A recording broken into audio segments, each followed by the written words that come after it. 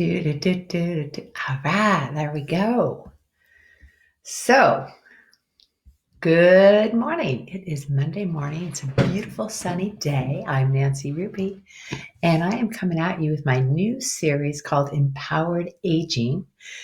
What is empowered aging? Basically, empowered aging means that you are taking the power of your own life into your hands for your entire lifetime. It doesn't mean you're a certain age, because empowered aging really happens the moment we're born, right? From the time we're born, we're aging. And that word aging's got kind of an interesting connotation, thinking that it's maybe for only people over 50. But I can tell you that having been introduced to the practice of yoga at the age of 21, I am so thankful for that experience and the teacher that introduced me, because it has given me the opportunity to really prioritize my health and well-being for the last 40 years. And I have had the opportunity to share this practice with thousands of other people. And I've seen them also take a stand in their own life and recognize the importance of self-care as healthcare. And then they've gone on to help others. So this is kind of a pay it forward situation. So if you're dropping in, I want you to know that I realize people have a short attention span. So today's practice or the topic of discussion for this 30 minutes is myths and magic of meditation. And so if you're watching, I want you to hang in there, calm down. That's what meditation's all about, right? And because attention span is short, let's just dive right in and do a little breathing and notice what it feels like to get a sense of meditation going on in your body. We're going to talk about what that actually means, what's going on a scientific level, an emotional level, and a physical level. Okay? So right now, I want you to just pause. Let's take a deep breath in. Pause in that fullness. Just hold the breath a little bit and then slowly let go. Okay, I see a couple of you are tapping in. You're just going to pause for a moment. Hang in there with your attention span. Get yourself comfortable and take a nice deep breath in. Pause in your fullness. There's something that happens when you pause, when your lungs are full. It's going to start to expand that energy out into your body, and then slowly exhale. No force, no strain. We're going to do that a few more times as people come on. So just draw that breath in deeply. Pause momentarily. Feel that fullness. And slowly let it go. We're going to keep doing that as people come in. We are setting up for myths and magic of meditation. So keep that breath flowing. Just settle in. You can be here for a little bit of time and learn about how we can integrate this practice into our daily life. Another deep breath in, maybe even close your eyes, hold momentarily, and then slowly let go. Notice what it feels like to let go. So again, take that breath in and just notice what you're feeling in your body. This is what meditation's about. We're going to find out the myths of meditation. As you hold that breath, just pause and then slowly let the breath go. Notice what you're feeling energetically. What kind of energy are you bringing in today? And again, we're going to keep breathing. We've got 5 more. Deep breath in, starting this myths and magic of meditation today with a little bit of a conscious, mindful breathing. Let the breath go. Notice your state of mind. Notice your state of mind. Are you able to just settle in? And again, we got 3 more. Take a deep breath in. Keep on noticing what you're noticing. That's the key. Noticing what you feel. Pause in your fullness. Slowly exhale. Another deep breath in. Here we go. Got 7 of you here now. Let's go with it. Let's stay focused. Hold that fullness. Hi, Stephanie Orr. Let your breath go all the way. Notice what you're noticing. 2 more. Deep breath in. Notice what you're feeling in your physical body. As you let go, notice what kind of energy is alive in you today. Deep breath in. Last one together. Noticing that state of mind. We'll talk about that today. And then let the breath go. And keep on breathing mindfully like that. Welcome, welcome. Excuse me, I'm going to get a little water. So if you can stay with me for a little bit today, I'll be addressing the myths and magic of meditation. I'll be coming at you live Monday, Wednesday, Friday, 9 to 9:30. And this is a series that I'm calling Empowered Aging. And the key to empowered aging is taking care of yourself each and every day of your life from the time you're born. So if you're just starting, that's okay. You can start wherever you're at. And I want you to know that the different practices and philosophies and ideas around self-care will be expanded upon each and every time I come at you. So Monday is Meditation Monday, and Wednesday will be Wellness Wednesday. We'll talk about the keys to Ayurvedic living and getting in rhythm in our lives. And then on Fridays, Philosophical Fridays. So I'm excited about that because I love talking about the philosophies of yoga. Welcome, welcome. I'd love to see your comments in the box. I'd like to know who's here. I can see numbers, but I need to see your comments to know who's here.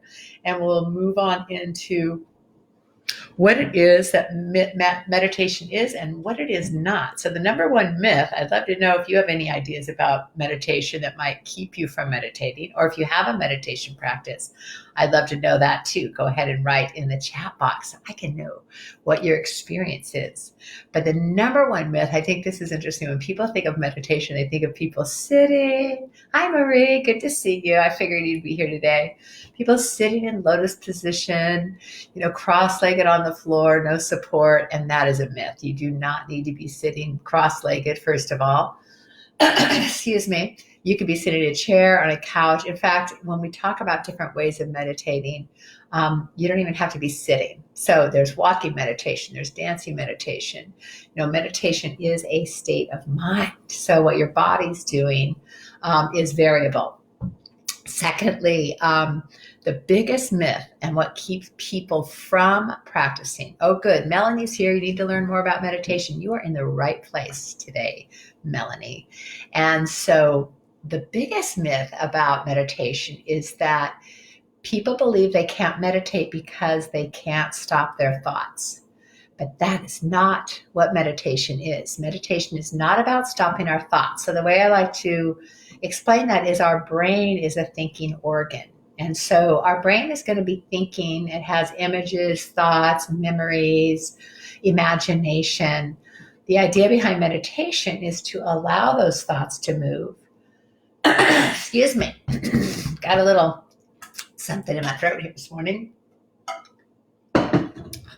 Anyways, the thoughts will keep going, but the idea of meditation is to sit back and have a little analogy for that. Let's see, what else is it not, though? This is the myth. So it's not having to sit in a lotus position on the floor. It's not having to stop your thoughts. And it's not even about having to reach enlightenment. I mean, the idea of enlightenment, we all actually have moments of enlightenment, those aha moments. So we have a new perspective, a new understanding, a new idea. To me, that's what enlightenment is, when we open ourselves up to something new and we see things clear. So you don't have to think of meditation, though, as being a goal to achieve. So let's talk about that. So I like to imagine a river flowing. And this is how I see meditation. So sometimes that river is flowing really smoothly and gently and steadily. And if we're in that river, we can just drift along weightlessly, tirelessly, and just cruise. If any of you are boaters, kayakers, swimmers, you know what I mean. And sometimes that river goes so slow and gets so low, like around here in Montana in the fall, the rivers get so low that you can get stuck. You can get stuck in the mud. So sometimes that flow is just heavy. And we get this sense of being deep inside and not able to move. And then there's the other side of the coin, which is when the river's super fast and all churned up, and that's the white water, and you just got all this stuff going on. And it's a little bit scary. And so that's the other part where it feels a little bit flailing about in the water. Now, what's interesting is we all have different desires and different interests and different likes. according to this flow of the river. So sometimes it's really nice to just have the river cruising along. Other times we might be have a little fear of that. We want to be in that mud. Some of us feel more comfortable just stuck in the mud and just really want to be in one place and just feel a little bit more at home. We're surrounded by something that's holding us. And then there's the other people, and you might be one of them, that really likes that white water, that really likes that activity, that really likes lots of action going on. Hi, Mary Noel and Debbie Van Orden. Anyways, that's kind of a tendency, a desire for stimulation. And sometimes that stimulation is so exciting, but it can also be very exhausting. So we've got these different flows of the river, and this is like our mind. So this is our mind in its various phases. And in the philosophy of yoga, because yoga is an amazing resource that really kind of explains our human condition, it not kind of does, it explains our human condition very clearly, is we have these phases, and in yoga it's a Sanskrit term called the gunas. And so gunas means quality. And so there's these different qualities basically in everything in life, but we're talking about the mind today. So that slow, stuck in the mud quality, that's called tamas, or it's a tamasic state, which means lack of movement or darkness. It's being held, or it could be seen as being lazy.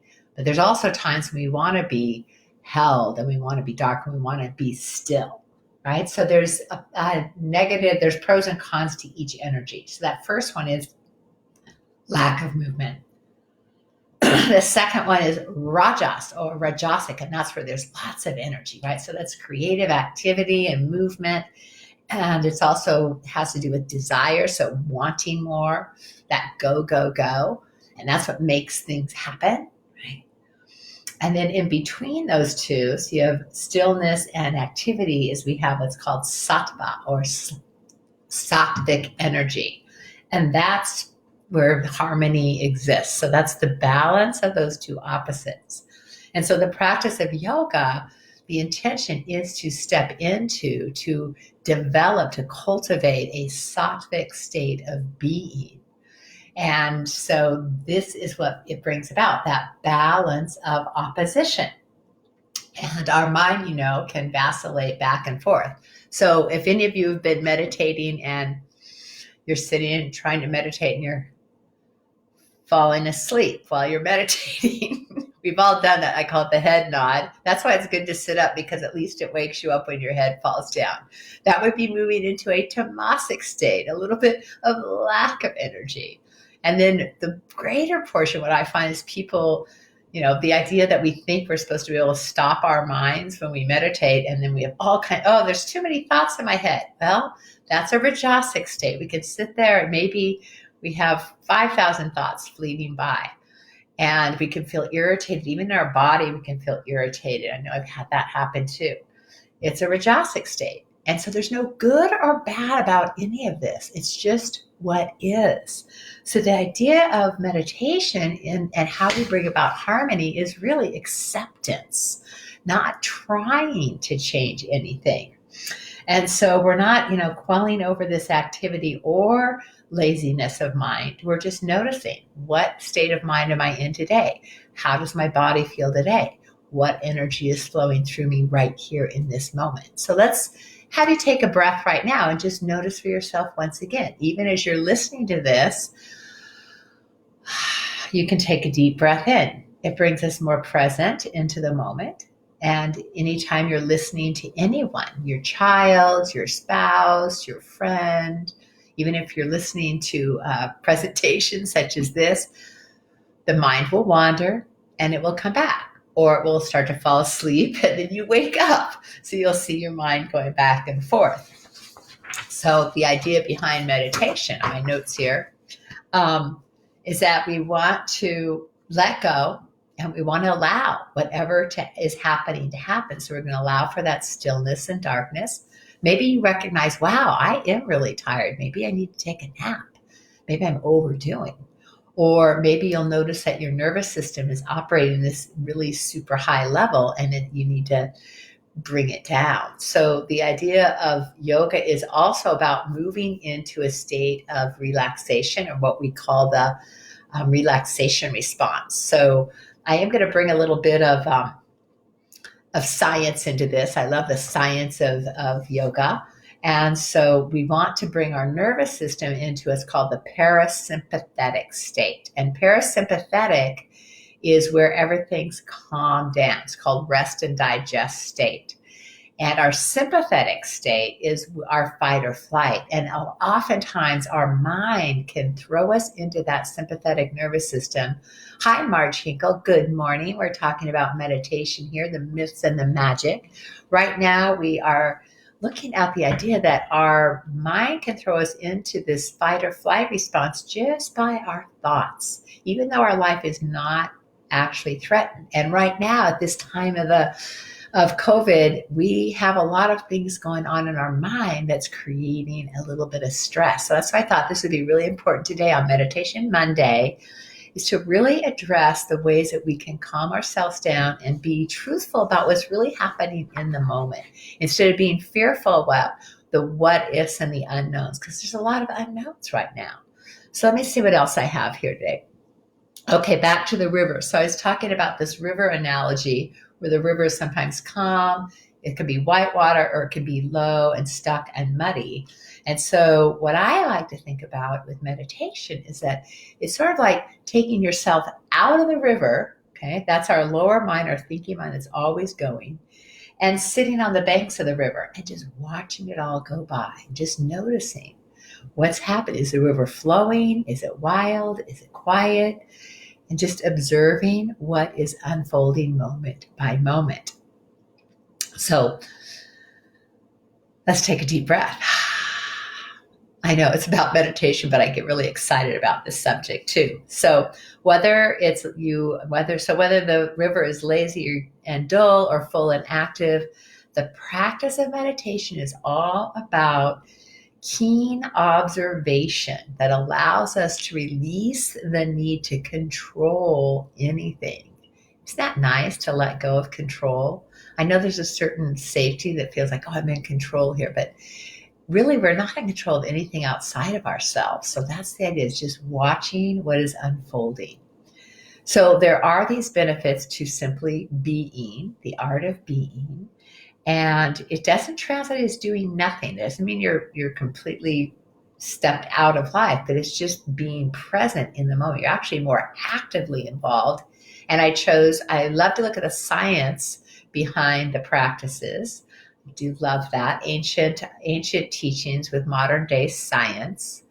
And so I chose 7 scientific benefits to share with you. So hang in there. And notice your level of consciousness here, your level of attention. I see people popping in and out on the live, and I'm like, hang out. We only have 15 more minutes. So let's look at this, or maybe even not that many. So I'm going to go right through here. Keep breathing, paying attention.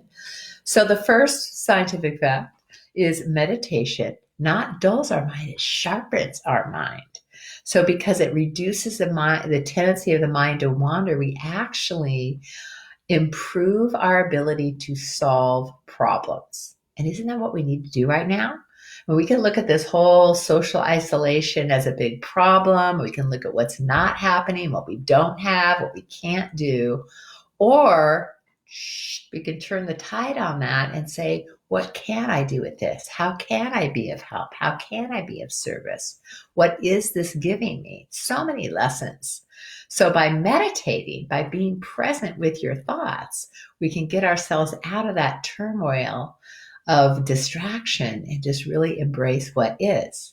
Number 2, meditation reduces anxiety and depression, while improving tolerance. I think we need that right now, right? If you're feeling anxious, I know I had a little depression last week. I do that around the full moon anyways, but it's like, it gets to us. It drags us down. It doesn't mean we want to ignore those emotions, but we definitely want to be with them and not let them drag us down. And so meditation can help us. I know when I drop into meditation, and I do each morning or sometimes in the middle of the day, just to shift my mood. And that's the beauty of it. And I'll tell you how. They found scientifically, this is number 3, scientific fact number 3 about meditation, the magic of it, is that in just 8 weeks, there was a study done, in just 8 weeks, the brain changes its shape through meditation, its shape and its size, and it gains more gray matter in the areas of learning, memory, and emotional regulation. 8 weeks. Isn't that amazing? So physiologically, our body, not only, we don't even feel this emotionally, physiologically, our body changes. 8 weeks, getting that brain going in the right direction. And then number 4, meditation that's done over a long period of time and consistently, consistency is key, increases resiliency to stress. That's a reason to do it right there. And so here's some more science, and this gets a little bit more in depth, is meditation lessens the inflammatory response in people exposed to psychological stressors. And we know that inflammation is the cause of most disease. So by meditating, you're going to lower that inflammatory response, and you're going to be able to manage stress a lot easier. According to neuroscience, meditation dampens the activity in the amygdala, I'm going to tell you what that is, and increases connections between the amygdala and the prefrontal cortex of the brain. So the brain starts to connect and work together, which helps us to be less reactive and to recover faster when stress is experienced.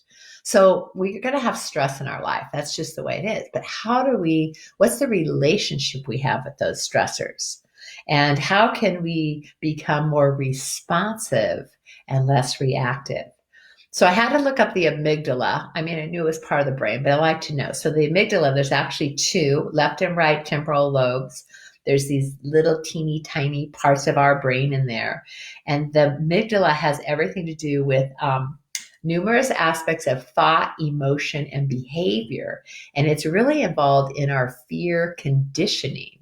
So it's not just fear itself, but the conditions around our fear. So if something's happened in your life and you have this pattern, it's create a fear response, it can get really repetitive in that amygdala. So that's why with meditation, that prefrontal cortex, which is more of our intellect, is going to help ease that pattern that's been placed in our mind.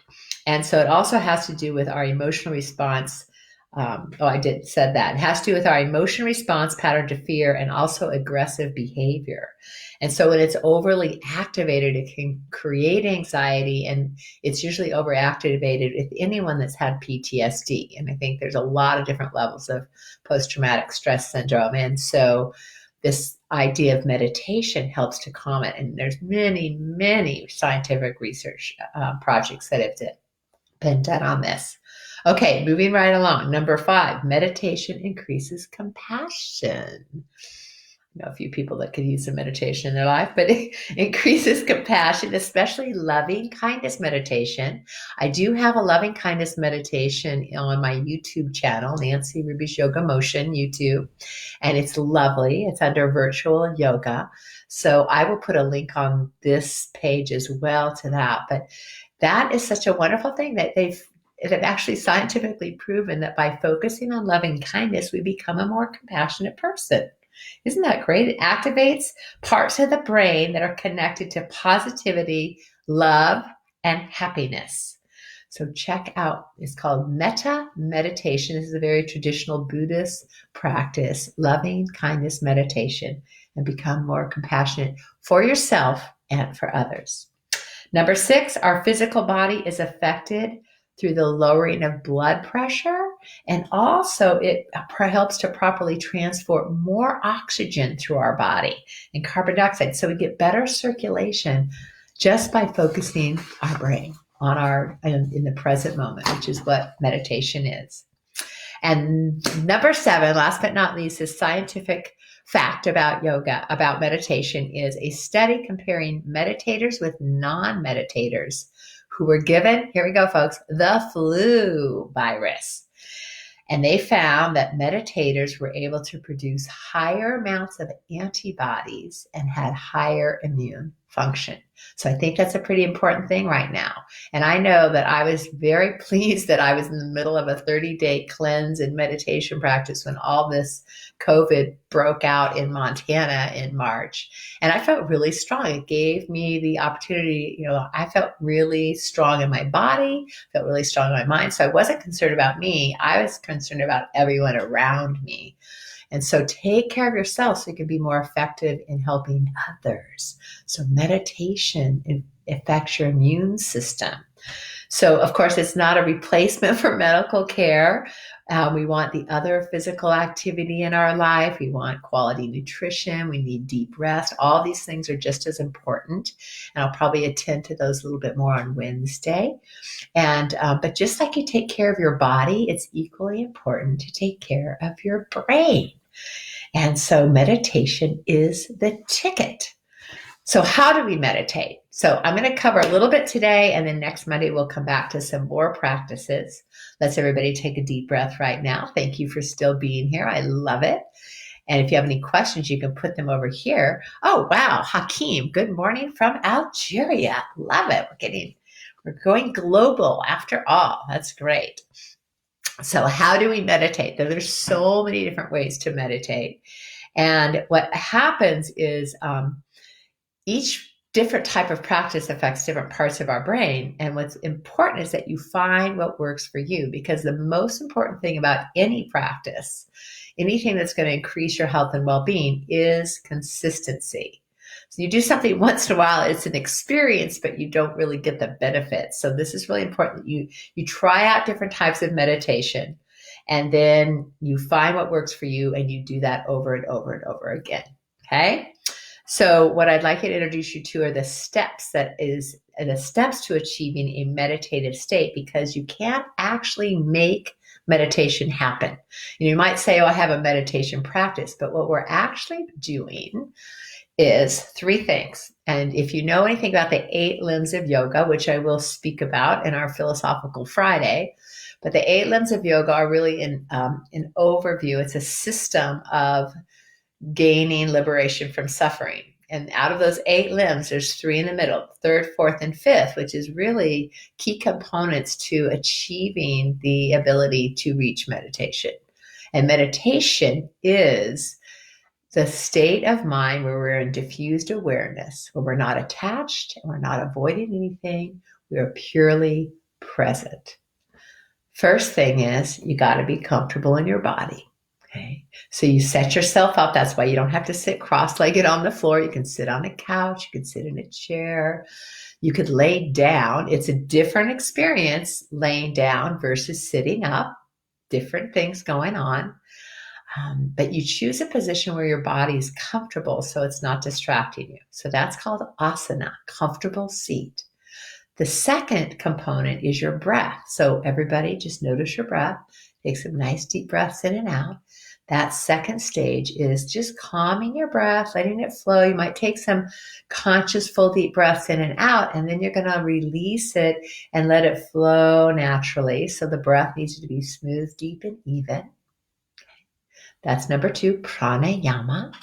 And then the third state is called sense withdrawal, or pratyahara, which is drawing your attentions inward. So sometimes that's the hardest piece, is pulling inward. So you're closing your eyes or focusing your eyes in one location so you're not distracted by looking around. You're listening to the sound of your breath and letting things go. If there's sounds outside of you, you're just letting them move by. You're not being attached. You're feeling what's happening beneath the surface of your skin, as opposed to, I'm hot, I'm cold, there's a breeze. You're letting go of your outside environment and you're dropping inwardly, right?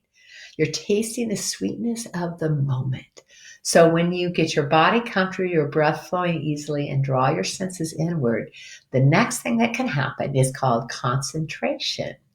And so now you're going to focus in on one particular area. Now, next week, we'll play with different concentration meditations, and I'll take you through some practices. But you focus in on one thing. What I would recommend for you this week, because I would like you to practice this, is focus on what we call a mantra, a repeating word, and just focus on your breath, feel your breath, listen to your breath, And then repeat in your mind as you breathe in, I'm breathing in. And then as you breathe out, words in your mind, feeling, listening, observing, I'm breathing out. Try it. I'm breathing in.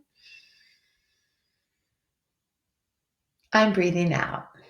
So you just simply keep bringing yourself back to that concentration of breath. And yes, you might fade, you might find thoughts taking you, and you forget to say the mantra, or you forget to feel the breath, and that's okay. You just keep coming back, even if it's 1,000 times, over and over again. And that begins to strengthen your ability to pay attention. And so consistency, however small, is the key to results. So I'm going to challenge you today and you might be here Wednesday. I'd love to know how you did in 2 days, but we'll come back to meditation next Monday. This Wednesday is Wellness Wednesday. I'm going to talk about getting into rhythm in life and how important that is. This is Ayurvedically based. But today, what I want to challenge you with is each and every day, find a time that works for you. First thing in the morning is always a good idea. Start your day right. 5 minutes a day for 5 out of 7 days. Okay, are you with me? Can you do that? Can you let me know that you're going to do this? Or if there's another balance, like let me know what you want to commit to. Let's just start with 1 week, very doable, small steps, maybe 5 out of 7 days, because I call it the 80-20 rule. You don't want to feel like you're failing because you missed a day. But 5 minutes, you can do that. I actually have done 365 days and more in a row. You can do this. 5 minutes, but don't think more. It could end up being more, but if you just stick with that 5 minutes, sit, get comfortable, let your breath flow easily, focus your attention inward, and put on a timer. That helps a lot. Put on a timer for 5 minutes. Watch the river flow. Just watch it go. Notice if it's slow, if it's fast, if it's churning, if it's still and muddy. Just notice, watching. Take some deep breaths right now and feel that. So I was going to do 5 minutes together today, but I want to overdo my half an hour. And I just wanted to give you one more reading regarding a river that's, I think, just a beautiful reading. And it's kind of the opposite complement of my own translation. My own translation of kind of sitting on the banks and watching the river go by. But this one's, rather than sitting on the shore and watching the river go by, it's really about kind of jumping into the river and allowing yourself to go with the flow, like be in it. Whether it's slow or churning or fast or still, just be with it. And this is a beautiful reading that I think right now for all of us, all that we're experiencing on this global level, that we need to really understand how important it is to take a little time each and every day and be present with ourselves and maybe even a bigger concept. So here's what I wanted to read to you today, and I'll finish with this. This was a Native American gathering that was held, this is interesting, in 1999. This was offered as a meditation or a concept by a Hopi elder. And you may have heard this before, but 21 years later, it's more important than ever. So just get yourself comfortable, breathe. All right, you're committing. Yes, I love to see your commitments. So just listen. You can even let this be just kind of a guided meditation as you listen to these words by the Hopi elder. There is a river flowing now. There is a river flowing now, flowing very fast. It is so great and swift that there are those who will be afraid. They will try to hold on to the shore. They will feel they are being torn apart and suffer greatly. Know that the river has its destination. The elders say we must push off into the middle of the river, keep our eyes open and our heads above water. See who is in there with you and celebrate. At this time in history, we are to take nothing personally, least of all ourselves. For the moment we do that, our spiritual growth comes to a halt. The time of the lone wolf is over. Gather yourselves, banish the word struggle from your attitude and your vocabulary. All that we do now must be done in a sacred way and in celebration. All that we do now must be done in a sacred way and a celebration. We are the ones we've been waiting for. Makes me want to tear up, I'll tell you. So push off from the shore, be in the flow of life, and go with that flow. You can do this gracefully, and you can do this by giving yourself that opportunity to practice formally. Sit quietly with yourself. Watch the inner flow of your emotions and your thoughts and your energy. And then when we get out of that formal practice, 5 minutes a day, notice how it affects your informal practice, how you move through your life, how you go with the flow of your day. And that, my friends, is the magic of meditation. Thank you so much for being here today. If you're listening to the recording, I would also love you to put your statements. So Mary's committing and Debbie's committing and Marge is here and me too. Okay, Marie's committing. Let's do this. I'll be back tomorrow, Tuesday, actually not on Facebook Live, but I have Hatha Yoga practice, 75 minutes, Tuesday and Thursday. If you want that information, I'll put the link in here. That's on Zoom, and we get together and practice Yoga Asana. Wednesday, I'll be back with Wellness Wednesday, and this one's all about living in rhythm. And on Friday, Philosophical Friday. So I look forward to seeing you. That's Monday, Wednesday, Friday, 9 to 9:30 with the Empowered Aging series. Great to connect with you all around the globe. Namaste.